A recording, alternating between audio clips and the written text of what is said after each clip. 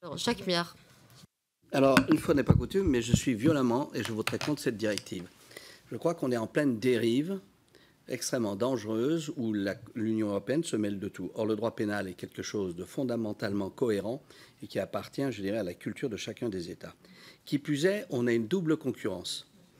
On a une double concurrence qui sait que l'Union européenne se met à pondre des textes à tire-larigot pour justifier son existence et un certain nombre ensuite de compétences. Et deuxièmement, on a en parallèle la CEDH. Or, la CEDH est en train de faire un certain nombre de jurisprudences que cette directive essaye de reprendre. À quoi ça sert de faire un travail double? C'est parfaitement incongru.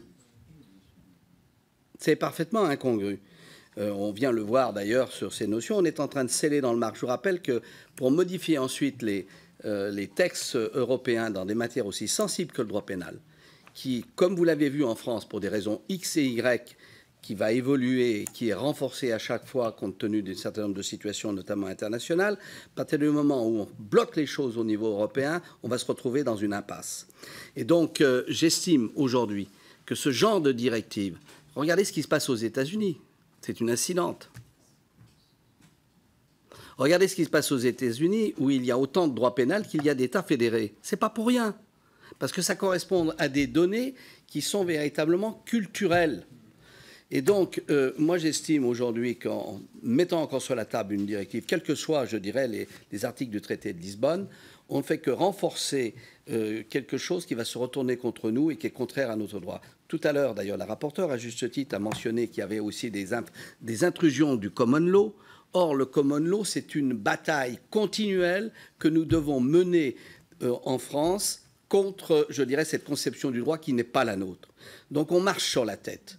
Donc, il faut arrêter les frais. Moi, je vote contre pour les raisons que je viens de vous dire. D'une part, parce qu'on est dans un domaine qui est extrêmement culturellement typé et qui appartient à chaque nation, et d'autre part, parce qu'on a un processus, effectivement, à travers la CEDH, qui nous permet d'arriver au même résultat avec les difficultés que l'on connaît, car il y a une montée en puissance contre la CEDH, compte tenu de la jurisprudence et de ses arrêts de règlement qu'elle édicte à longueur de temps. Donc, je vous le dis, ce n'est pas, bien sûr, contre la rapporteure qui fait très bien son travail et qui est passionnée, mais il n'en demeure pas moins que je vous demande d'ouvrir les yeux. Vous êtes en train de nous mettre dans une impasse juridique, de politique juridictionnelle qui va se retourner contre nous. On n'a pas à mettre dans une directive le point de savoir s'il y a un avocat ou s'il n'y en a pas. Ça appartient, je dirais, à la souveraineté de chacun des États. Et de toute façon, la CEDH fait avancer aussi un certain nombre de concepts. Ça suffit. Merci. On a bien entendu l'opposition de Jacques Miard.